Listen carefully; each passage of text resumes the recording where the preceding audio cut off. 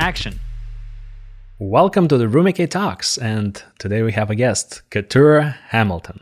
Welcome, Keturah. Thank you. Thank you for having me. Oh my God, how exciting. Yeah, I've been trying to get you on this podcast for quite some time, and the schedule always didn't work in the right way. So thank you so much for coming today. No, thank you for having me. Seriously, this is amazing. I'm proud of you guys. Congrats on your show. Thank you. So let's dive in. Let's talk about young Keturah in Jamaica. Okay. What was the first creative memory that you remember? What was the first creative thing that you've done? I was raised by my stepdad. My stepdad was the most amazing person there is. I couldn't ask for a better father figure in my life. He was always encouraging me. He was always telling me how smart, how beautiful, how talented I am. My first creative thing was I've always loved fashion. Everything beautiful. I love everything beautiful, everything sexy. And I know as a young girl, sexy, yes, I sure did. And so my first creative thing was doing a fashion show in Jamaica. Me and my friends would get together. I had a friend, Wendy, she was a singer and I was the model. And we would get together and would create these little pageants and events on her street, because we live on this street called King Street in Jamaica. Mm-hmm. And we would just block the streets, and then we'll just have these little fashion shows and singing competition. It was just crazy that we were that young, but we were thinking of doing things like that, just being creative, being our creative selves. So yeah, that was my very first creative thing that I've ever done, having a fashion show. So just to set the stage, because I'm not familiar with Jamaica, but what I read, it says that primarily you speak English in Jamaica, but there is also another language, right? Yes, we talk Patois, Wagwan. So all of those performances were in that language, right? Listen, yes, as you know, Jamaica is an English-speaking country. However, we do talk Patois, Wagwan. You know what I'm saying? Did you understand what I just said? No. Okay, so Wagwan is like, what's up? Like, what's happening? So it's like Wagwan is like a slang. You know what I'm saying? But yeah, when you're with your fellow people, like your fellow Jamaicans and stuff like that, you just feel free. So you just want to talk. You don't care about speaking properly. You know, it's like, especially when my mom is around, forget about it. Because she is no English speaking person. So the patois just comes right out. It's like, we just talk. And sometimes people would be around and they're like, what are you guys saying? And we're like, good. We don't want you to know what we're saying because we're talking about you. Were your parents encouraging you for the creative endeavors? That's the thing. My mom is really a simple person. And for her, it was just like, whatever. If you're happy, then that's perfectly fine with me. But my stepdad, he was more that person that would be more encouraging, like, you should do this. You can do it. You know, he literally used to call me Miss World. And as a little girl, that was very inspiring and it makes me feel like on top of the world, you know? So my stepdad was more that type of person than my mom. My mom is really like, okay, I have to make sure you guys are well taken care of. You know, your clothes are clean. You go to school, you know. Tell us a little bit about the journey of moving to America and what was the most challenging. So my mom was a mom who was a mom like no other. She wanted a better life for us. So she left Jamaica and came to the United States. And she was living in Chicago at the time. And I was in Jamaica being raised by my stepdad. And I guess because I was the only girl, I am the only girl, my mom was more like, I can't have my daughter in Jamaica and I'm living in the United States. So she sent for me Well, my brothers first, and then for me. First, when I left Jamaica, I went straight to Chicago to live with her. And it was so depressing. And the reason why it was so depressing was because I'm leaving my beautiful country, Jamaica. It's very, very, very, very, very hot. And to go to Chicago where it's cold, it's like below zero. And I was like, oh my God, what is this? And I was really, really down and depressed. And, you have to be dressed in gloves and jacket. And I was like, no, this is not for me. So it took me a while to get adjusted to that type of lifestyle, or, you know what I'm saying, the climate of just being so cold. And for me, it's like, I'll just be inside the house. And I'm in Jamaica where I'm free. I can go anywhere I want to go. I don't have to be, I don't have to worry about just getting dressed and putting all these things on. I could literally walk naked in Jamaica if I want. So when that happened, it was like really, really like, oh my God, what am I doing? And it took me a while. I was rebelling. I didn't get along that much with my mom anymore because I didn't know her anymore. She left me in Jamaica for a while, came to the United States, and then the relationship wasn't there anymore. So I was rebelling. I was out of control. But nevertheless, one day I was listening to the radio, and they were scouting. At the time, it's MAAI convention. Mm-hmm. And they were like, we're looking for new faces, fresh faces. And we're going to, whoever is our lucky winner, we're going to fly them to the Waldorf Astoria in New York City. There's going to be scouts, tens of thousands of young ladies, blah, blah, blah, blah, blah, blah, blah. And I wrote the number down and I called, and they were like, yeah, we're looking for fresh faces. You have to fill out this application, go on so-and-so website. I forgot at the time. And I went on there, filled it out. Next thing I know, I ended up in New York City. Mm-hmm. I was at the Waldorf Astoria, and I felt like, wow, Keturah. I came from a third world country, and I'm at the Waldorf Astoria. This is a big deal. And all these girls were there, and we have to compete against one another. I came third in, it was a leg competition, and I came third, and it was so exciting. And then I got signed with Silk Modeling Agency. Mm-hmm. So that's how I started out. And I started doing videos, billboards, ad campaigns. I was just in my world, in my element, because that's what I always wanted to do. I always wanted to be in fashion.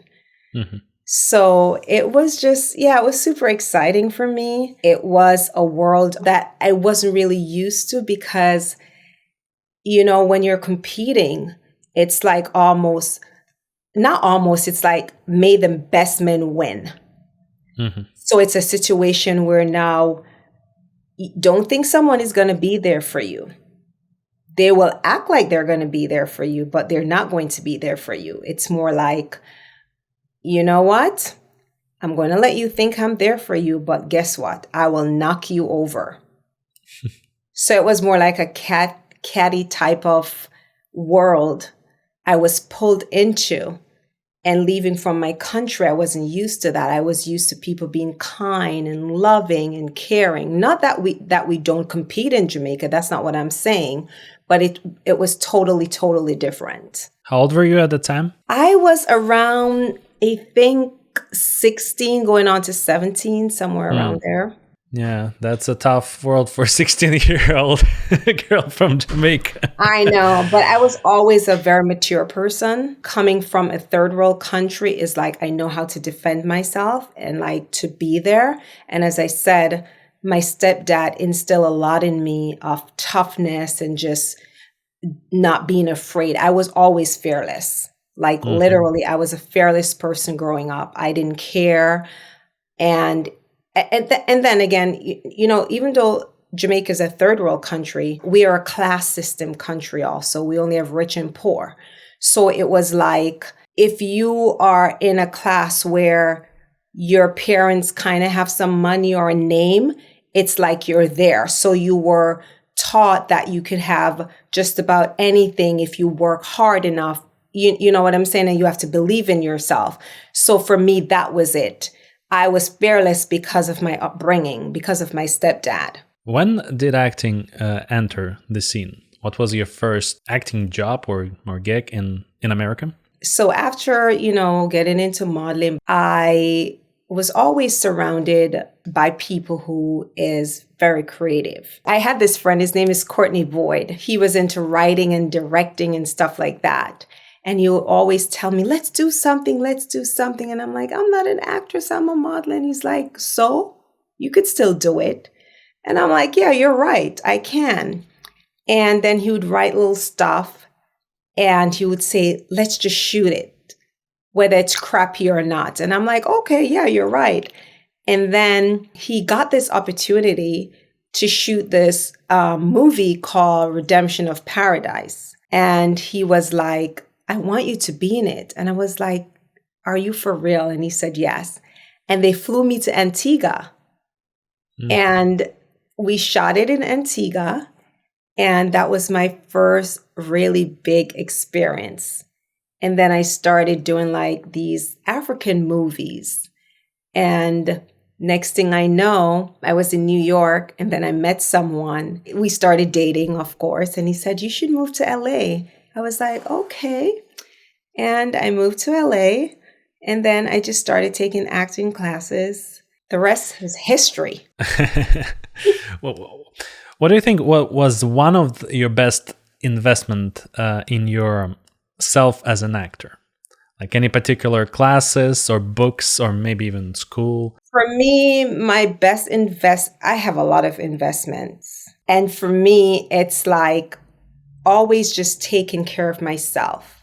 And I'm not only talking about just taking care of myself physically, but I'm also talking emotionally.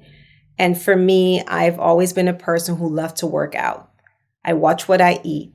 So those are big investments for me because I believe your body's the temple. And so I take care of that first because I feel if you don't take care of that, you cannot be mentally sharp or emotionally sharp, right?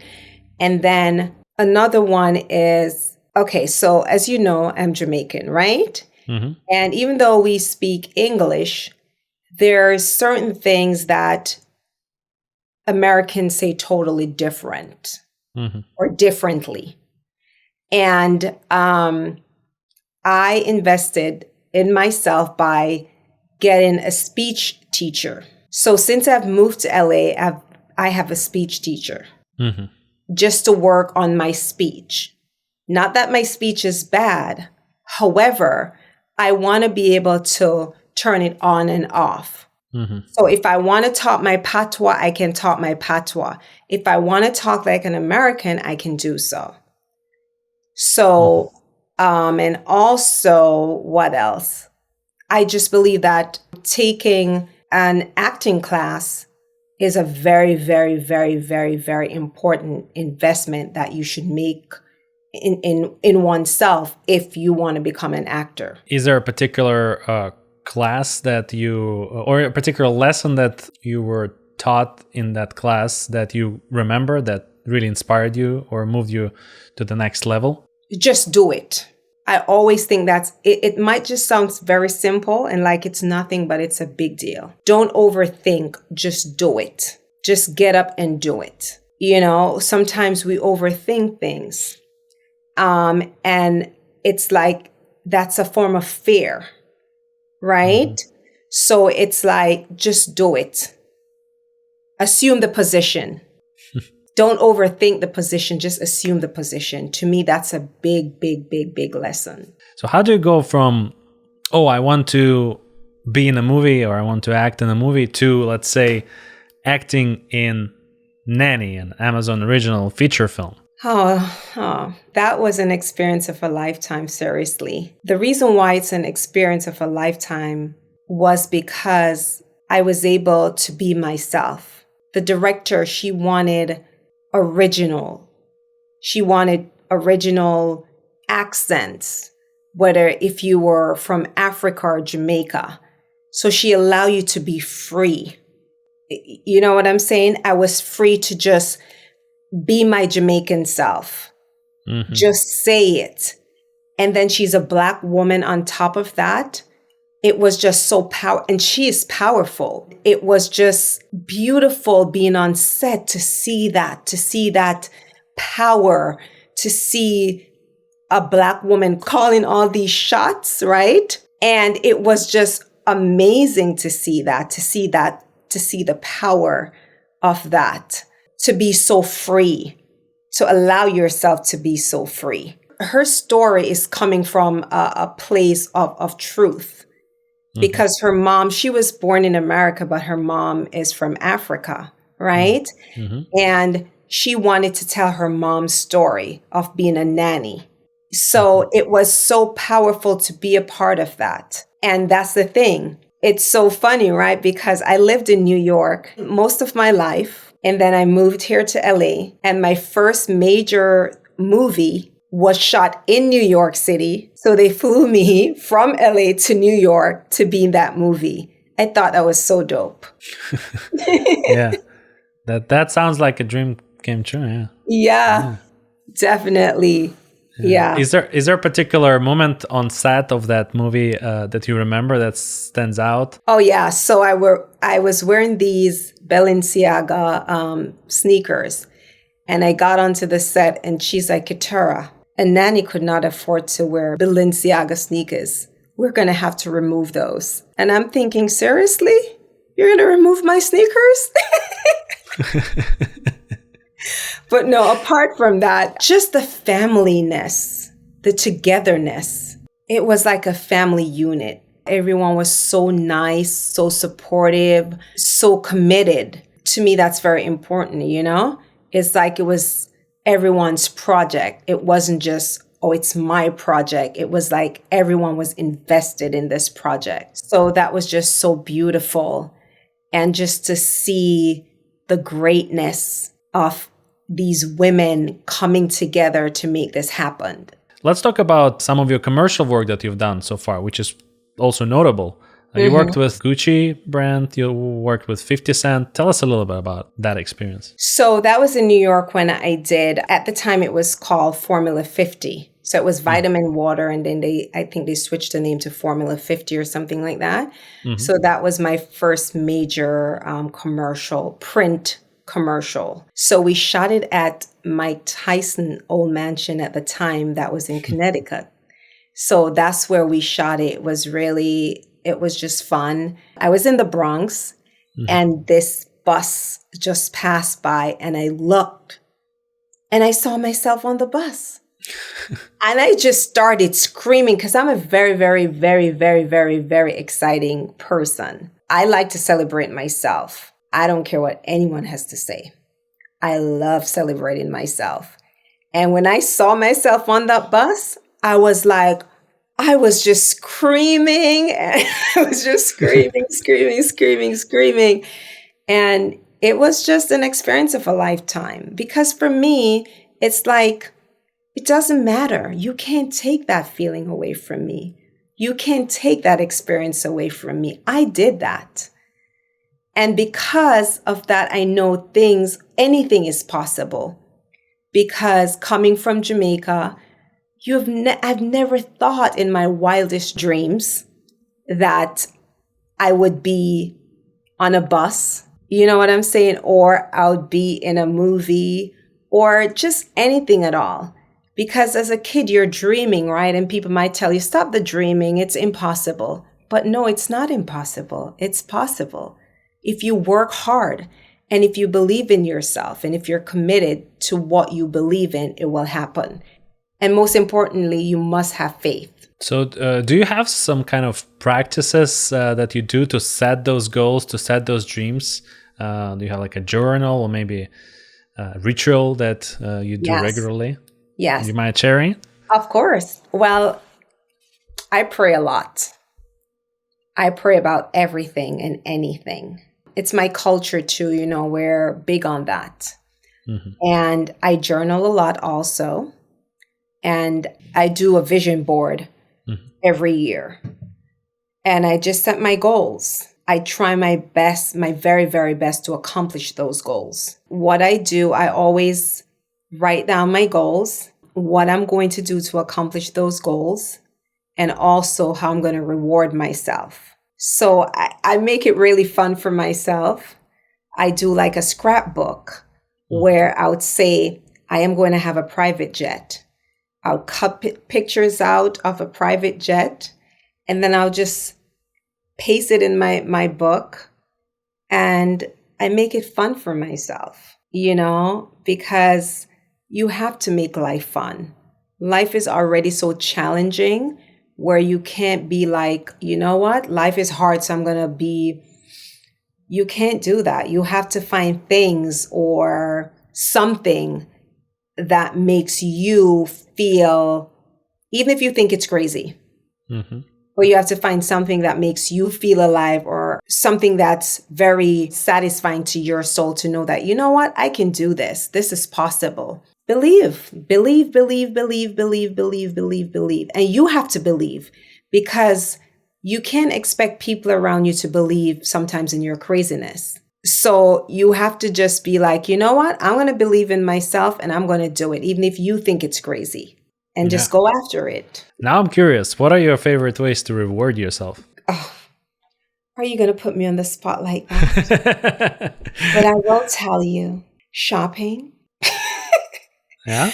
Getting a massage. Perfect. I get a facial almost like every 2 weeks. Or just going on a date by myself. Oh, I started doing that recently. Oh, that's nice. Started going on dates by myself. I'm testing myself to see if I have fear of intimacy by being by myself. So I've been doing that a lot, and it's fun. Have you read the Julia Cameron book or any of her books? Yes. Does it ring a bell? Yes? Yeah, because that's where I hear the date with yourself. That's where I learned from. Finished it. We just finished it. Oh, nice. Which one is it? The Artist's Way. The Artist's Way. Ah, yeah. Yeah. Because she releases new book almost like every year and different. Really? Yeah. Like for example, I have a recent book. Well, it's not actually recent anymore. It's called The Listening Path. So it's all about listening. It's like a 6-week program on how to listen better. Yeah, and I've been writing letters to myself. So I wrote 2 letters so far to myself, and I literally mailed them to myself. And it's fascinating. It's really, really fascinating. I enjoy it. Yeah, that's a great. I'm obsessed with anything mail related, postcards especially. Yeah. And when I was a kid, I was mailing myself letters from another city to get them some inspirational stuff I was writing, and then open it and read it. It's like Konstantin from the past talks to Konstantin from the present. Oh. Let's talk about theater. Do you remember your first play? And what was your favorite play also? I sure do remember my favorite play, because it was an experience of a lifetime. And it was called Down on Your Knees and Up to the Moon. And it was my very, very, very first play. And let me tell you something. When I said it was an experience of a lifetime, it was. I thought I was going to die. The person who never fears anything thought she was going to die. I threw up. When it was time to go on that stage, I was like, what? And I saw all those people sitting. I'm like, oh, hell no. What if I go on stage and I can't remember my lines? What's going to happen? People are going to stone me. They're going to laugh at me. They're going to crucify me. They're going to put me on the cross.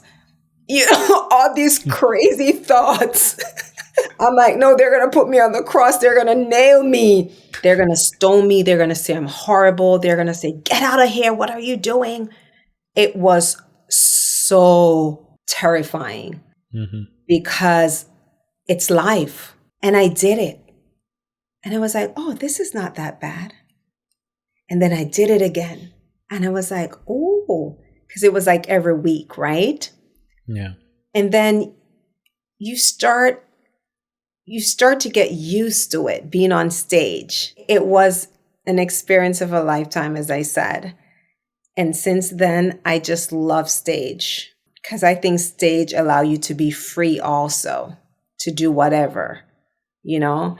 And the thing with stage is that you don't have to worry. If you forget that line, just keep on moving because no one is going to know that you did that. One of my best plays was The Motherfucker with the Hat. Because I was nominated by Broadway World for Best Feature Actress in a Play. Wow. So that was exciting. I was like, me?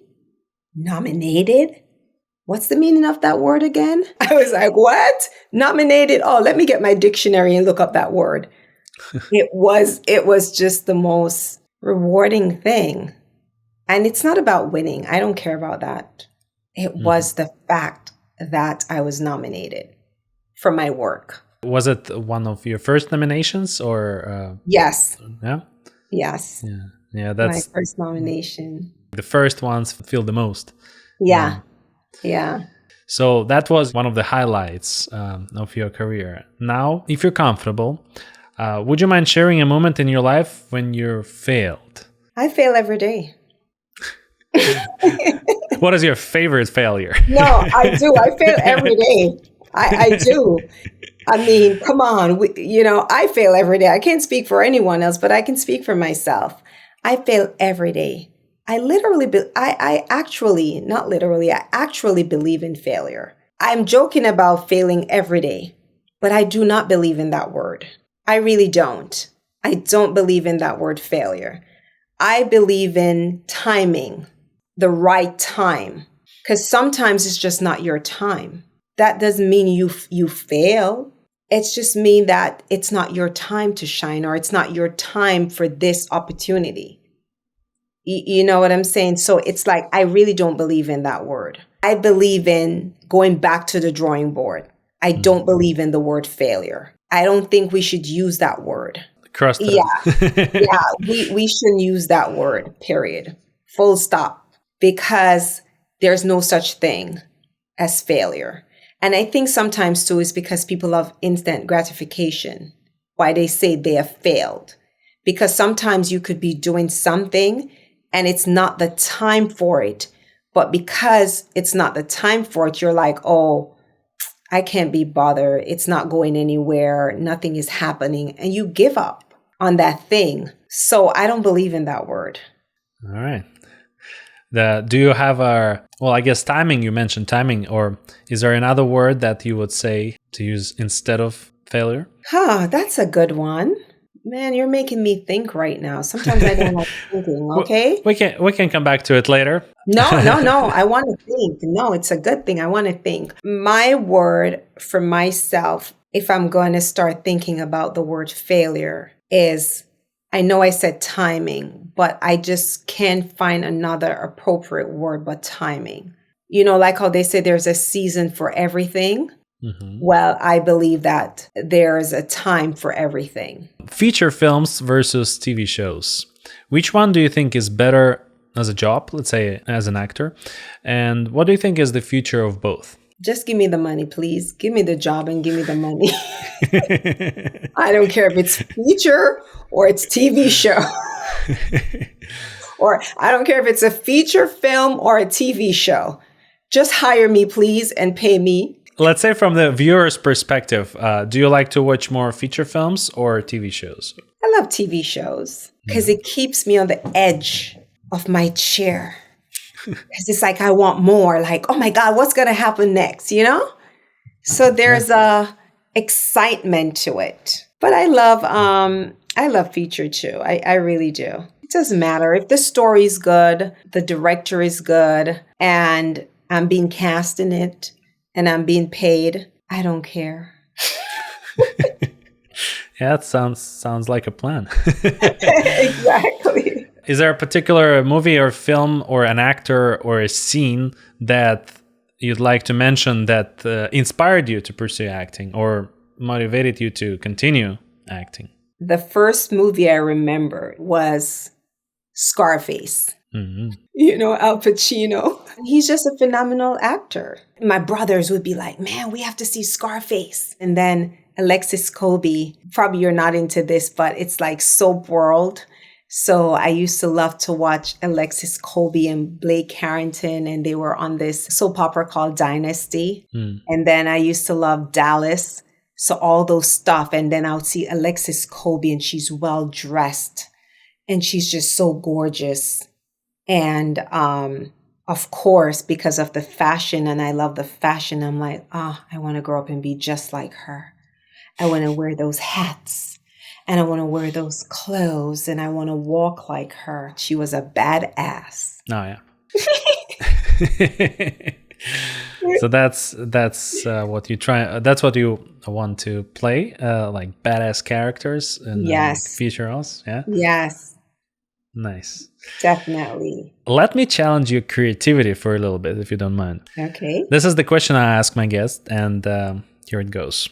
If you were an extraterrestrial from a perfect world where everything is well smooth, like a well-oiled machine, and now you're visiting our world with all of its issues, what would be the one thing that you'd fix?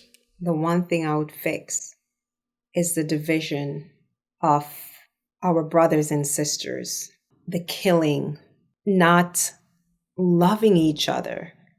I just think it's just horrible that there's no togetherness, because we're all brothers and sisters. Doesn't matter the color of our skin, our bank accounts. I just feel like we're all one. So if I could fix something, I would fix the division amongst us.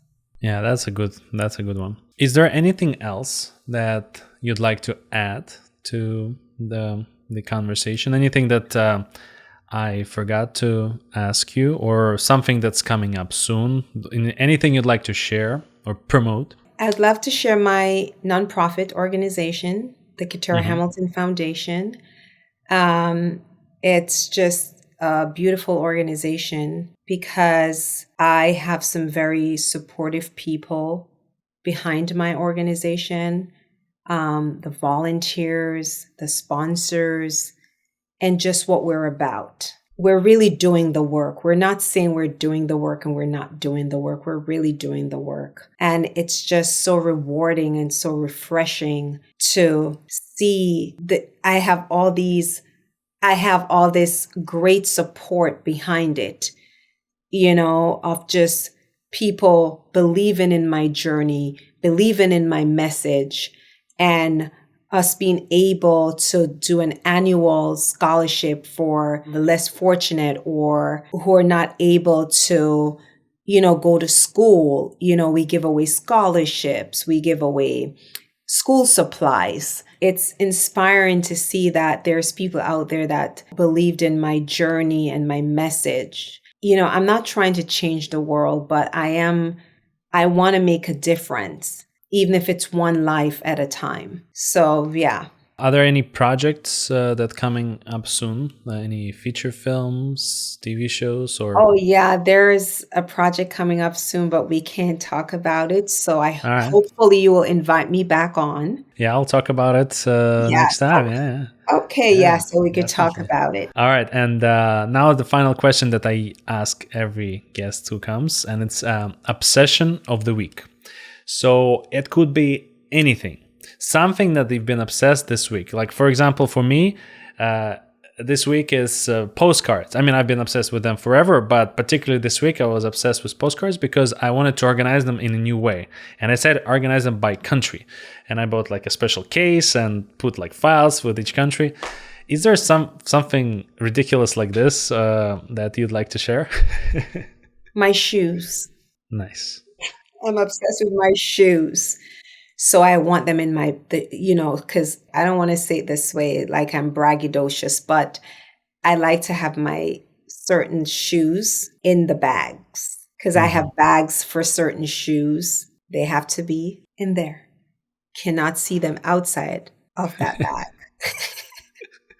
They have to be in the bag. Is it a particular bag? It comes with it. It comes with it. Comes It with comes with it. Yeah. And that's something that you've been obsessed this week, or it's just in general. I'm obsessed with it, period. Not just this week, for a lifetime. All right. Nice. If people want to find you or contact you or say hi or thank you for a film, where can they find you? So I'm on socials, IG, Keturah Hamilton, Facebook, Keturah Hamilton. Thank you. Thank you, Keturah, for coming today for this interview. It's been a pleasure. Thank you for having me. And I hope you'll invite me again. Absolutely. Okay. All right.